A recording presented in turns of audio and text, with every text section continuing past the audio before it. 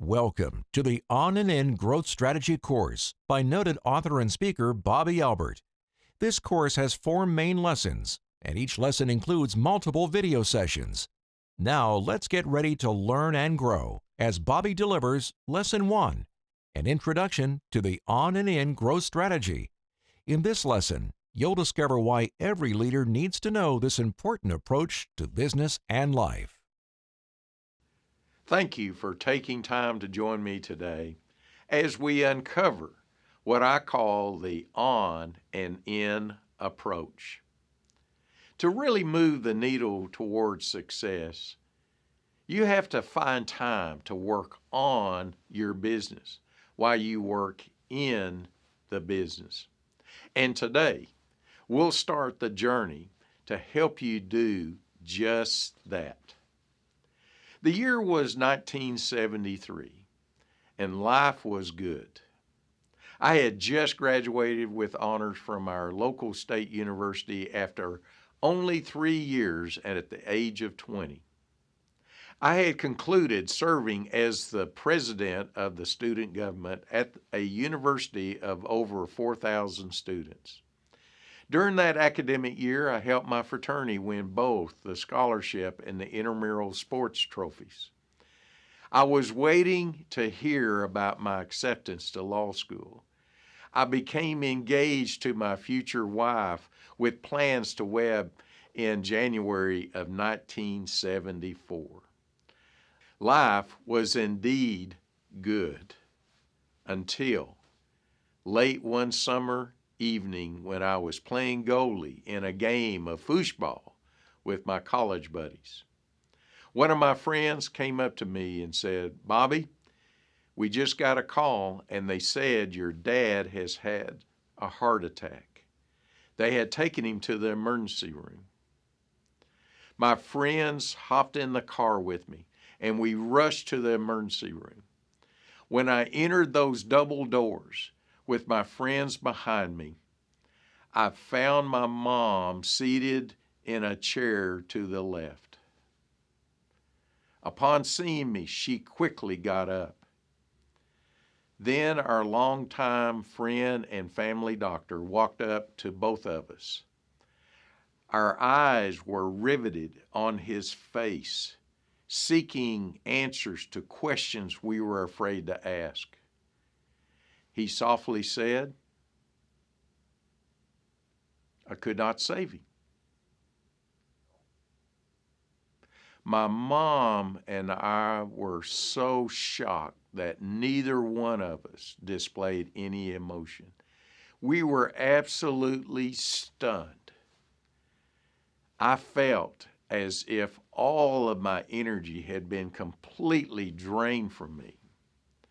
My mind kept telling me it wasn't true, that it was just a bad dream and I was going to wake up and everything was going to be okay. My dad's death occurred on a Friday night. Since I had been working on the moving trucks of our family's moving company during the normal work week, and since I usually came in on Saturday mornings to do some of my dad's bookkeeping and prepare paperwork for the upcoming week, I knew that somebody needed to make decisions about what we were going to do with the upcoming week's jobs. That Friday night, I knew that somebody was me. So I did what leaders do.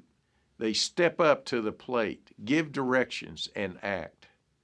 Looking back, when I stepped up to the plate, it gave all of our employees, and even my mom, a sense of confidence and a resolve that we were going to make it work. From that point forward, I did not pursue going to law school. I became the new leader of our small family business, which had only 5 employees. Within days of my dad's funeral, I paid a visit to my dad's 3 bankers.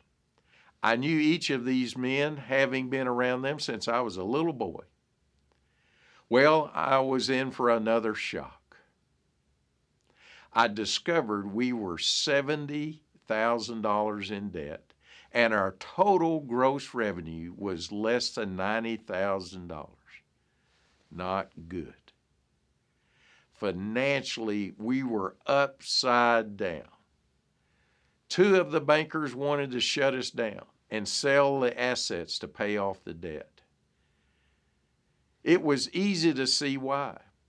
They held only one old small moving van as collateral.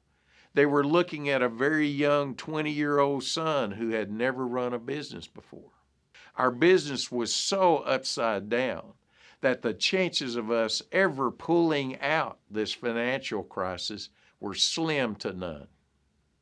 They knew from experience that when a son or a second-generation family member takes over the business, the likelihood of success is remote at best. They feared my motivations for wanting to give it a try were only sentimental, emotional, and not reasonable or prudent. To my surprise, one of the bankers, who understood all the reasons why they should not give me a chance, somehow convinced the other two to give me a chance. However, they would not loan me any more money, and I would have to use the cash from the business to pay down the debt, pay operating expenses, and make enough to live on. Yikes. It's time for your involvement in this lesson. Stop and think about how my story relates to yours. Have you ever had a season in your life when everything was going well, and then suddenly your world collapsed? How did you respond? We'll stop here for you to reflect on some of these moments in your life. Is there room for improvement? Especially if you're a leader and others are looking to you to lead through this tough moment in time.